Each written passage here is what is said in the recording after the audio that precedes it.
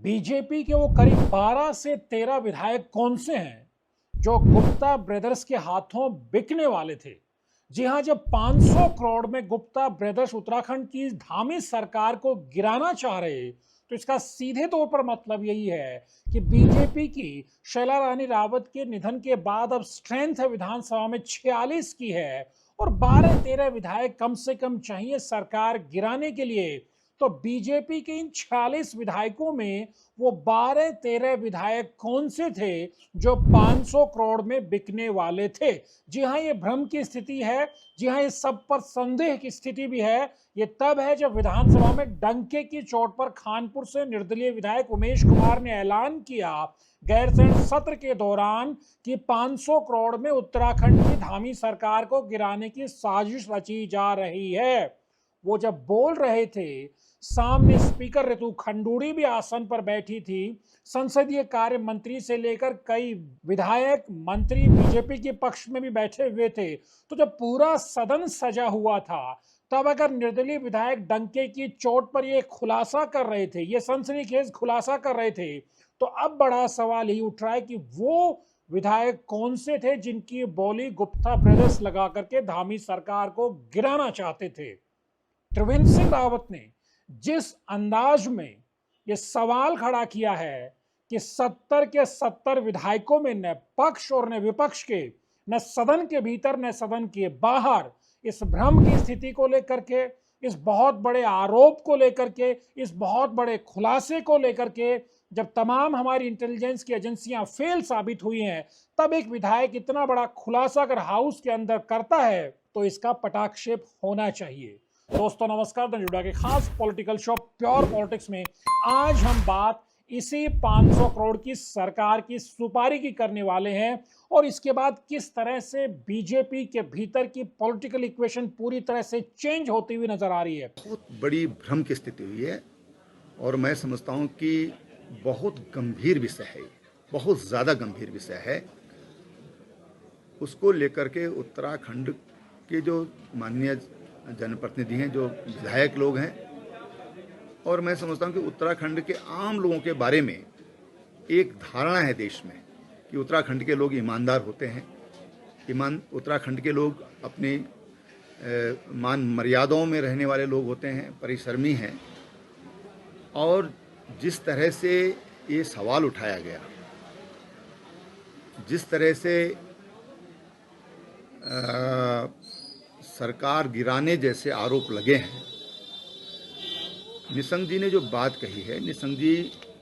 का लगभग 35 साल का संसदीय अनुभव है,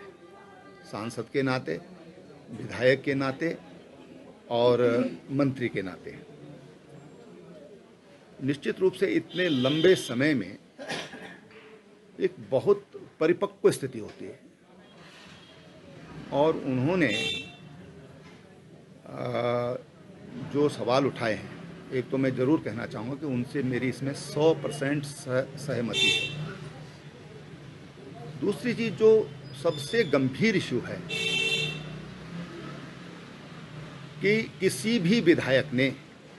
न सदन के अंदर न सदन के बाहर अभी तक इसका खंडन किया है।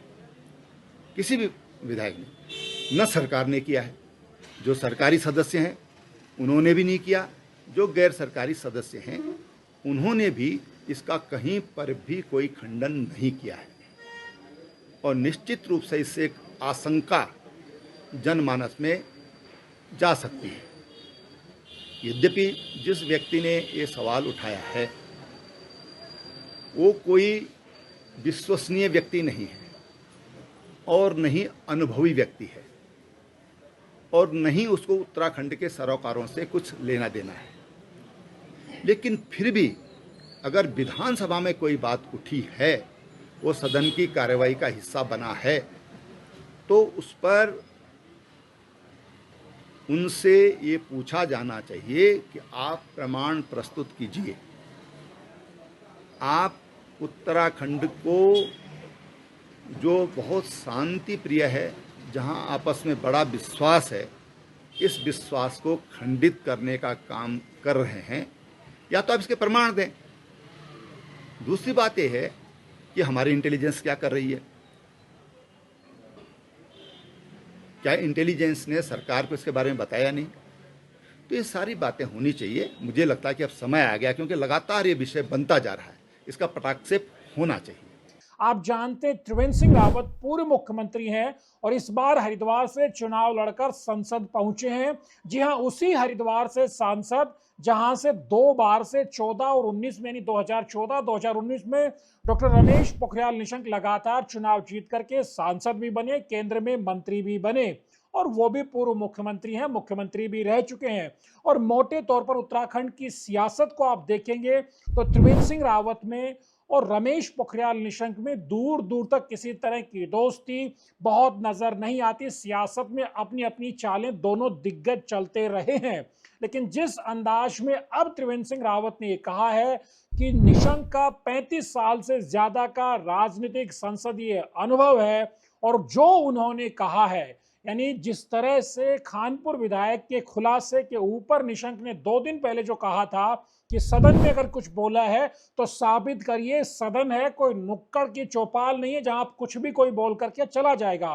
त्रिवेंद्र सिंह रावत ने कहा है कि वो 100% 100% उनसे सहमत हैं। ये दिखाता है कि किस तरह से उत्तराखंड में बीजेपी के भीतर ही पॉलिटिकल इक्वेशंस चेंज हो रहे हैं। निर्दलीय विधायक के खुलासे के बाद हरीश रावत विपक्ष के कांग्रेस के नेता हैं, पूर्व मुख्यमंत्री हैं, वो तो बहुत पहले से इस मुद्दे पर बोल ही रहे हैं, लेकिन अब बीजेपी के भीतर और त्रिवेंद्र सिंह रावत ने बहुत सारे गंभीर सवाल उठाए हैं। त्रिवेंद्र सिंह रावत ने कहा कि ये बहुत बड़ी भ्रम की स्थिति पैदा करने वाली, उनका उत्तराखंड शांत, ईमानदार और कर्मठ लोगों का प्रदेश है और वहां इस तरह का आरोप लगाना कि 500 करोड़ में गुप्ता ब्रदर्स सरकार को खरीद लेने वाले थे, तो ये बहुत गंभीर मामला है। सबसे बड़ी बात त्रिवेंद्र सिंह रावत ने ये कही कि 70 विधायक थे, उनमें से किसी ने भी न सदन के भीतर कुछ बोला न सदन के बाहर इसका खंडन किया। सीधे तौर पर उनका इशारा ज्यादा तौर पर बीजेपी की तरफ है कि भाई आप ही लोग थे जिनके दम पर सरकार चल रही है, यानी बीजेपी के 46 विधायकों के बूते ही सरकार प्रदेश में पार्टी की चल रही है, धामी की सरकार चल रही है।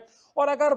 कल को सरकार गिराने की जो साजिश का जो आरोप लगाया है या जो खुलासा किया है उमेश कुमार ने, अगर वो उसको अगर जमीन पर उतारना भी था तो इसका मतलब है कुछ बीजेपी के विधायक खरीदने पड़ेंगे, तोड़ने पड़ेंगे। जब बीजेपी अल्पमत में आएगी तभी सरकार गिरेगी। तो सीधे तौर पर त्रिवेंद्र सिंह रावत ने कहा है कि ये विधायकों के ऊपर भी आक्षेप है, ये विधायकों को इसका खंडन करना चाहिए था, लेकिन एक भी विधायक, चाहे वो सत्ता पक्ष का हो चाहे विपक्ष का हो, उसने इसका खंडन नहीं किया। ये क्या संदेश देता है। उसके अलावा त्रिवेंद्र सिंह रावत ने जो दूसरी बड़ी बात कही कि सरकार ने इस मुद्दे पर कुछ नहीं बोला है, क्योंकि जब निर्दलीय विधायक सदन के भीतर ये खुलासा कर रहे थे तो सत्ता पक्ष भी मजे से सुन रहा था, बिल्कुल सन्नाटे में सुन रहा था। सबसे बड़ी बात यह है कि संसदीय कार्य मंत्री प्रेमचंद अग्रवाल की क्या ड्यूटी है, उनका क्या धर्म है। उन्हीं की पार्टी की सरकार पर अगर इस तरह का खुलासा हो रहा है तो कुछ तो उनको बोलना चाहिए था, कुछ तो टोका टोकी करनी चाहिए थी, कुछ तो एविडेंसेस, कुछ तो सबूत मांगने चाहिए। तब सीधे तौर पर निशंक से लेकर त्रिवेंद्र यही सवाल खड़ा कर रहे हैं।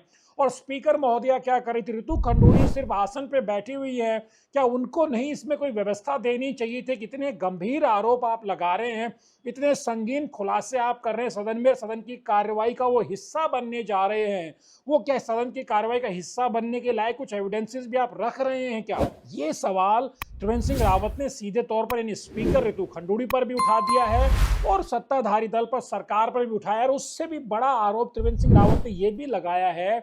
कि क्या वजह है कि हमारी इंटेलिजेंस इतना बड़ा फेल्योर हो जाता है कि जो खुफिया तंत्र को जो चीज जिसकी भनक लगनी चाहिए थी वो भनक एक निर्दलीय विधायक को लगती है। इसके पीछे क्या माजरा, क्या हमारा पूरा पुलिस तंत्र, खुफिया तंत्र फेल है। और सबसे बड़ी बात ये भी है, अब जो बीजेपी के भीतर ये बहुत तेजी से फैल रहा है, क्योंकि कुछ लोगों का ये मानना है कि कोई न कोई तो संरक्षण उमेश कुमार को, निर्दलीय विधायक को रहा ही होगा, वरना सत्ता पक्ष के लोग तो कम से कम टोका टाकी करते, विपक्ष के लोग अगर नहीं टोका टाकी कर रहे थे तो ये अपने आप में बहुत बड़ा मामला है। ऐसे समय में जब हरीश धामी जैसे धारचूला दूरस्थ क्षेत्र के, सीमांत क्षेत्र के विधायक आरोप लगाते हैं कि सदन में मुझे आपदा के मसले पर बोलने नहीं दिया गया, बद्रीनाथ के विधायक को बोलने का नहीं मौका मिल पा रहा और भी बहुत सारे विधायकों को बोलने का मौका नहीं मिल पा रहा, तब सदन में इतनी बड़ी बात निष्कंटक तरीके से बिना किसी टोका टाकी रोक टोक के उमेश कुमार बोल जाते हैं। अब ये सवाल तमाम विधायकों पर भी उठ रहा है, जो बार बार पूर्व मुख्यमंत्री निशंक ने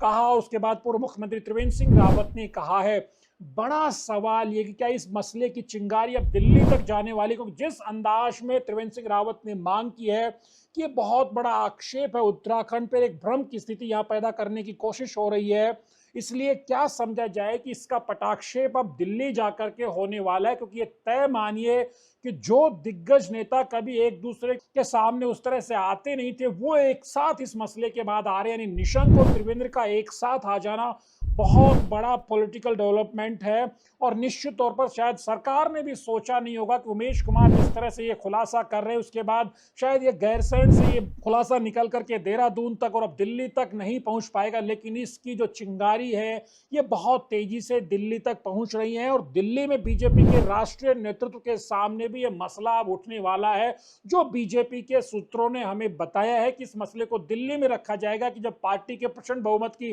प्रदेश में सरकार चल रही है, केंद्र में सरकार है, डबल इंजन की सरकार होने के बावजूद आखिर ऐसा क्या खतरा हमारी सरकार को हो सकता है कि कोई निर्दलीय विधायक खुलासा करे कि साहब 500 करोड़ में सरकार की सुपारी हो गई है। ये अपने आप में बेहद संजीदा इस पर सियासत अब होती नजर आ रही है, क्योंकि जिस अंदाज में त्रिवेंद्र से पहले निशंक ने भी कहा था कि एविडेंसेस लेकर के आने चाहिए, लोग तो यहां तक भी कह रहे हैं कि जो पूरा जो फ्लोर मैनेजमेंट है, प्रेमचंद अग्रवाल संसदीय कार्य मंत्री है, वो पूरा उनका फ्लोर मैनेजमेंट फेल साबित हुआ है और संसदीय कार्य मंत्री प्रेमचंद अग्रवाल के बीच में और जो स्पीकर रितु खंडूड़ी के बीच में एक सिनर्जी जो नजर आनी चाहिए, क्योंकि स्पीकर और जो संसदीय कार्य मंत्री के भीतर एक बहुत बढ़िया एक एडजस्टमेंट, एक बहुत बढ़िया तालमेल नजर आना चाहिए, वो लगातार सत्र दर सत्र नजर नहीं आ रहा है। यही वजह है कि स्पीकर भी इस चीज को नहीं ताड़ पाई और संसदीय कार्य मंत्री भी नहीं ताड़ पाए, या फिर जानबूझकर इसे बोलने दिया गया, यानी इस चीज को सामने आने दिया गया। ये अपने आप में बहुत बड़ा मसला है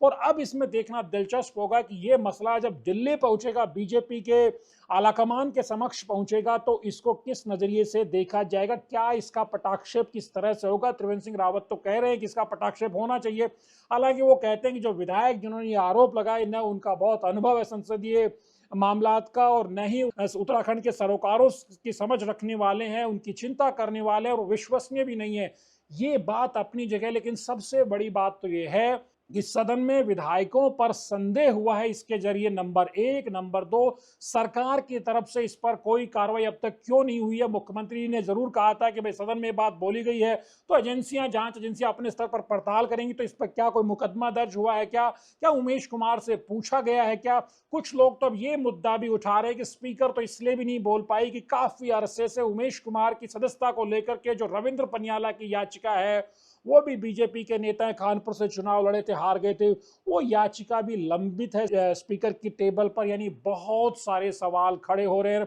और मुझे नहीं लगता कि उमेश कुमार ने इसका खुलासा करते हुए सोचा भी था कि सियासत इस मुहाने पर पहुंच जाएगी कि जिन्हें कहा जाता है, जिनमें सांप नेवले जैसी सियासी अदावत रही है, वो नेता अब एक साथ आ रहे हैं और लगातार ये मांग कर रहे हैं। और इसी के साथ मुख्यमंत्री पुष्कर सिंह धामी पर भी इसका दबाव, इसकी आंच आनी तय है, क्योंकि अब लगातार जिस अंदाज में त्रिवेंद्र सिंह रावत ने कहा कि इसका पटाक्षेप होना चाहिए, वो बहुत तीखा, बहुत बड़ा संदेश है। क्या समझा जाए कि आने वाले दिनों में इस मुद्दे पर सियासत प्रदेश भर में ही गरमाती रहेगी या इसका पटाक्षेप अब दिल्ली दरबार में जाकर के होने वाला है। न्यूज अड्डा के वीडियोज को लाइक कीजिए, शेयर कीजिए, चैनल को सब्सक्राइब करना मत भूलिए। नमस्कार।